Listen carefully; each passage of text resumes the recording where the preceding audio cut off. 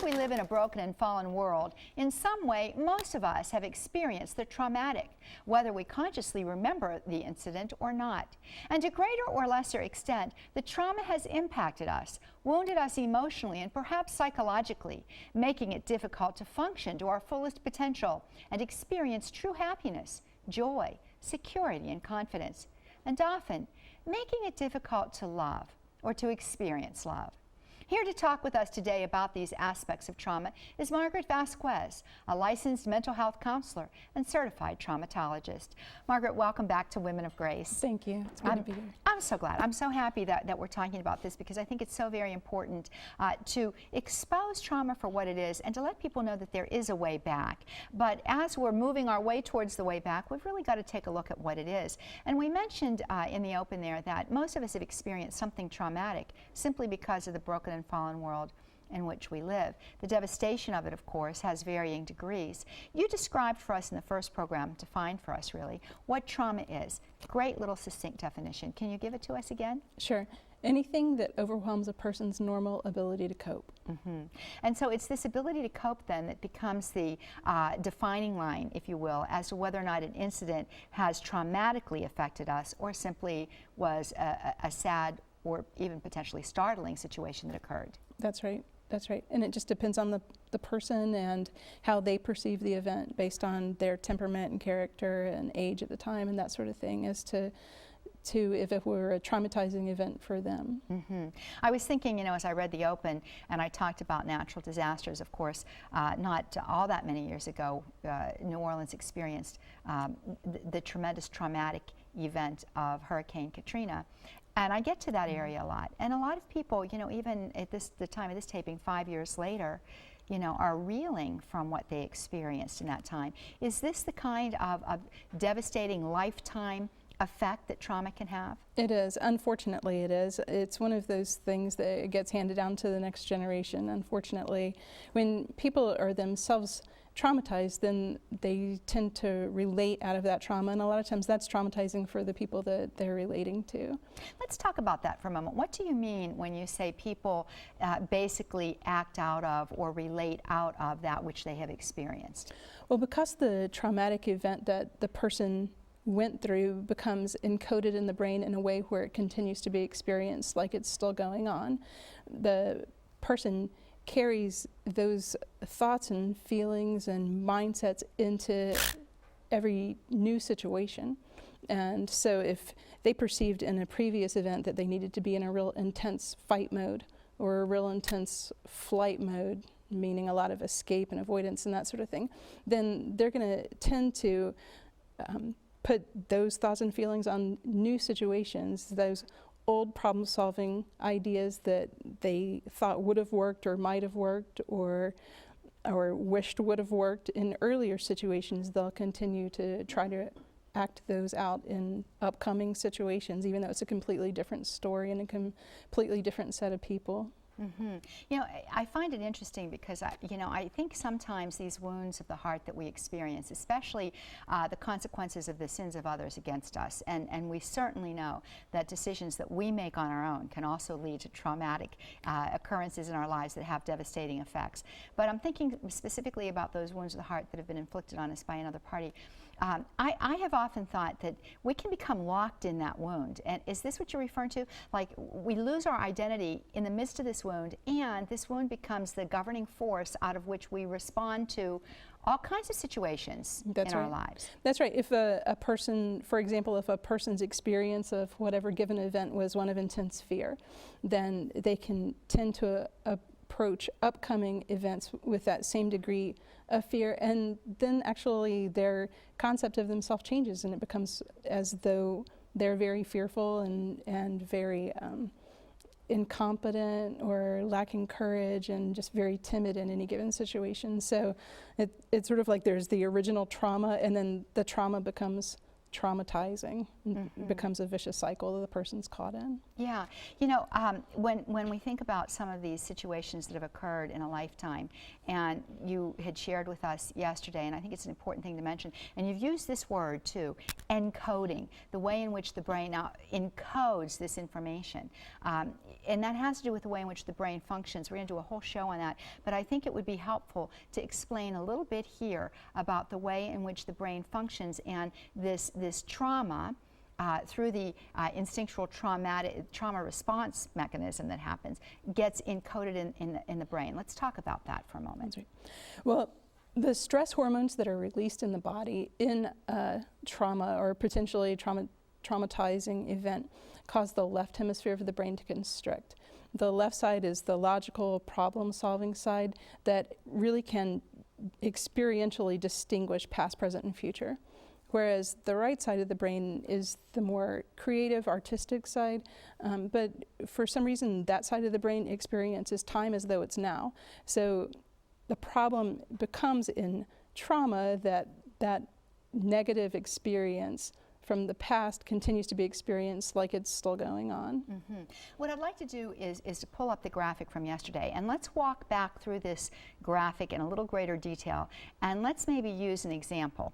Let's use the example of a child that's being bullied by some larger kid or some mean kid in a classroom, something that's happening routinely today. Sure. Certainly we're seeing this bullying taking place in cyberspace through Facebook and internet and things of this nature. So the very first thing that we see is that the first reaction is startle.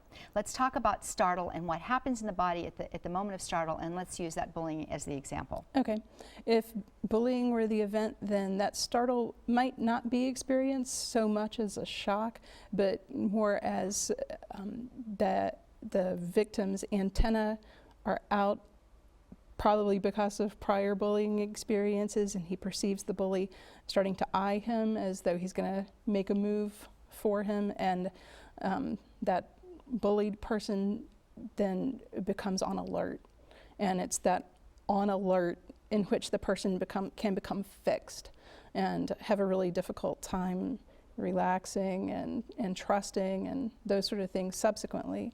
But in the event itself, that would be, the startle could just be even nothing more than just being eyed by the bully.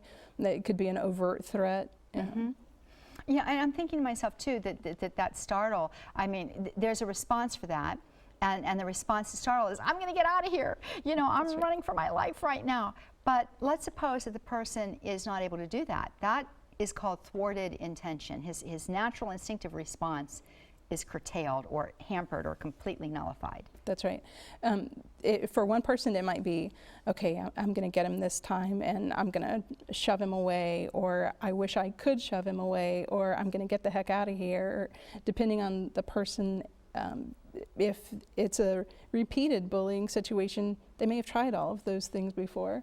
If it's an initial bullying situation, they may try those things, and they may be thwarted by being overpowered by the bully.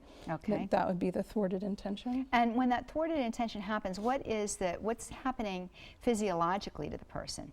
Well, from the startle, the adrenals have gotten kicked in, and all the stress hormones have released, and the left hemisphere of the brain has begun to constrict. And so in the fight or flight mode, you continue to have the theoretically that real adrenal experience. The heart could be pounding, the person could be perspiring, or a real experience of fight or flee, everything that kind of kicks in within us to enable us to do so, to fight or flee. Okay. And when that intention is thwarted and we can't respond to that, then the freeze happens, and what happens in the freeze is the endogenous opiates are released in the body that can equal up to 8 milligrams of morphine. Now, endogenous opiates is a great big word, a great big term there. What is an endogenous opiate? It's hormones that our body basically kicks in. It says, whoa, suffering's coming, get ready. And so this kicks into our body in order to prepare us for the suffering that we have perceived as inevitable. And when that does so, as you would imagine, endogenous just means that they're created from within our own body, and that they're as though kind of along the lines of an opiate, the effect that they have on us. And when that kicks in, the brain actually experiences the world as though the person is non-existent.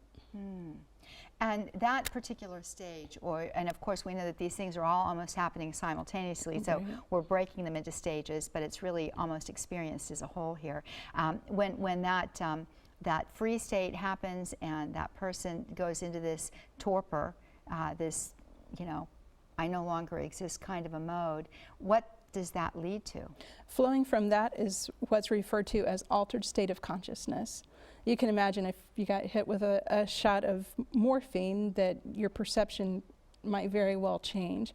And that's what happens following the freeze state, is the person can oftentimes experience a change in perception of time, objects, or people. So either time can feel slowed down or sped up. Objects can feel very surreal, like a floaty, unstable, unsteady kind of feeling. Sometimes people perceive the situation as though they were outside of themselves watching it happen. You can see already in there the disconnect that happens within the person. I want to pick up on that word. Now, we're using the example of a child being bullied. So, there's that shocked realization, oh no, it's going to happen again. The guy's eyeing me, or these girls are going to gang up on me. And then the individual moves through all of these stages as we're describing here. But at that particular point here, these sensory perceptions are being encoded in the brain, but you mentioned earlier on that the left hemisphere is constricting. That's right. And then the right hemisphere is doing what? It's on high alert, and it's doing all the work of encoding this memory. If we go through an experience that's non-traumatizing, then we have both sides of the brain to use.